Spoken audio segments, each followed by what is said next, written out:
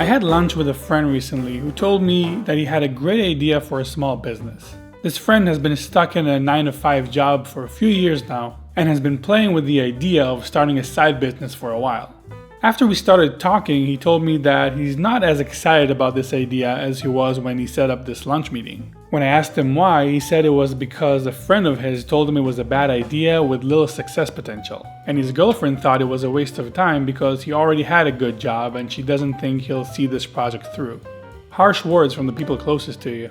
That conversation reminded me of two very important things I think we should all keep in mind when pursuing an adventure like starting a new business, a YouTube channel, a blog, or any kind of creative outlet for our ideas. Number 1, people's opinions should not be a factor.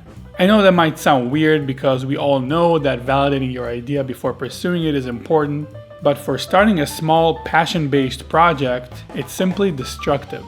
Do you think that if anyone told me that starting an animation blog, writing books, or making courses is stupid, I wouldn't have done it?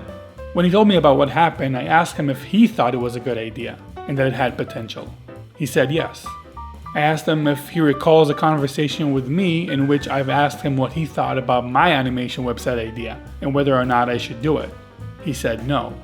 You see, nobody knows better than you about what you can do.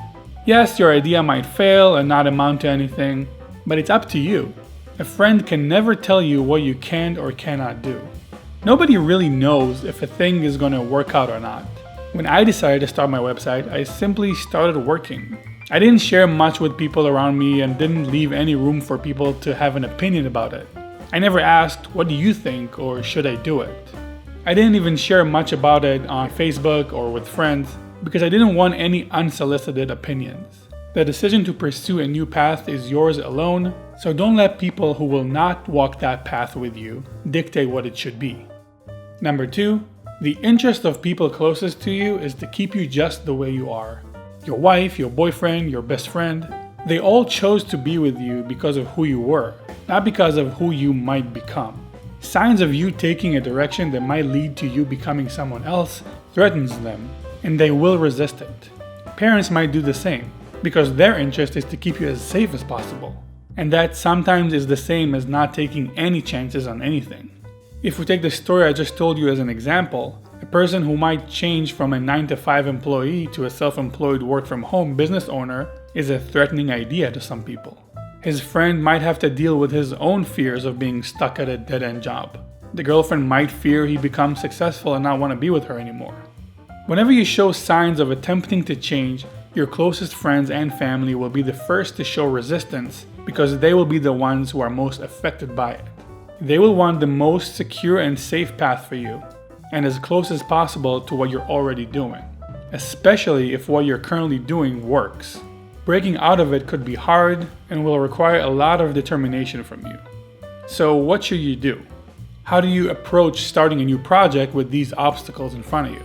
Well, assuming you're not going all in, quitting your job, building a startup, but instead approaching this as more of a side project at first, my advice is to keep it to yourself as much as you can at the beginning and downplay it. If you have to talk about it, try to not open it to any opinions. Don't tell people what it might become, and don't ask them what they think. Don't leave any room for criticism. As for the closest people in your life, like your partner, your kids, or parents, I suggest dealing with a good amount of sensitivity and empathy. Be mindful to the fact that it might scare them. Try to reassure them as much as you can that you are giving it a try only to better both your life and theirs. Take them along with you and make them feel like they're a part of it, because they are. You are the only person who has to be with yourself for 100% of the time. Make sure you do right by yourself. And be careful not to shape your own path around the fears and thoughts of others. Thanks for watching.